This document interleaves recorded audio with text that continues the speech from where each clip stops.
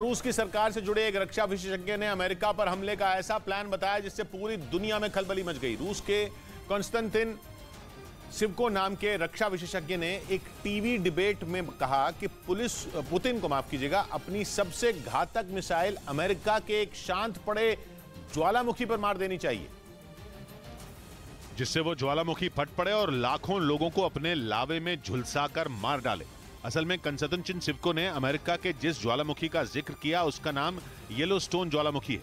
ये ज्वालामुखी हजारों साल से शांत पड़ा हुआ है, लेकिन वैज्ञानिक ये बता चुके हैं कि उसके अंदर बहुत बड़ी तादाद में लावा धधक रहा है।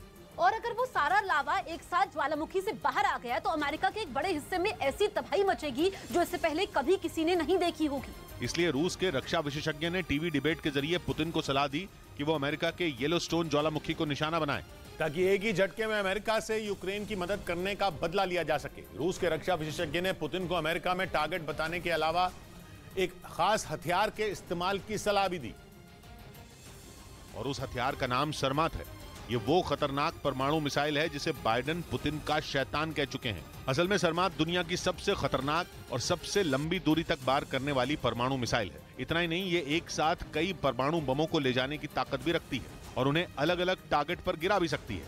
इसलिए रूस के रक्षा विशेषज्ञ ने अमेरिका के ज्वालामुखी पर हमले के लिए पुतिन को शैतान यानी सरमात मिसाइल का नाम सुझाया, ताकि इससे परमाणु बम दागकर येलोस्टोन ज्वालामुखी में विस्फोट करवाया जा सके। असल में येलोस्टोन ज्वालामुखी को धरती के नीचे दुनिया के सबसे खतरनाक ज्वालामुखियों में एक माना जाता है, और वैज्ञानिकों का दावा है कि ये ज्वालामुखी धरती के अंदर 70 किलोमीटर लंबे और 45 किलोमीटर चौड़े इलाके में फैला हुआ है। अगर इस ज्वालामुखी पर परमाणु हमला हुआ तो फिर इसका तापमान बहुत तेजी से बढ़ेगा और इसका लावा कई गुना तेज रफ्तार से बाहर निकलेगा, जिसका मतलब यह है कि अगर परमाणु बम के हमले से येलोस्टोन ज्वालामुखी फटा तो अमेरिका के कई शहर, गांव और जंगल हमेशा के लिए खत्म हो जाएंगे। रूस के रक्षा विशेषज्ञ का तो यहां तक दावा है कि उसके प्लान के हिसाब से हमला किया गया तो अमेरिका से लाखों लोगों का नामो निशान तक मिट जाएगा। अगर पुतिन ने सच में इस तरीके का हमला किया तो मानव सभ्यता के इतिहास की सबसे बड़ी विनाश लीला होगी। हालांकि यूक्रेन की मदद पर पुतिन कई बार अमेरिका को अंजाम भुगतने की चेतावनी दे चुके हैं, लेकिन उन्होंने कभी भी सरमात मिसाइल के इस्तेमाल का जिक्र नहीं किया।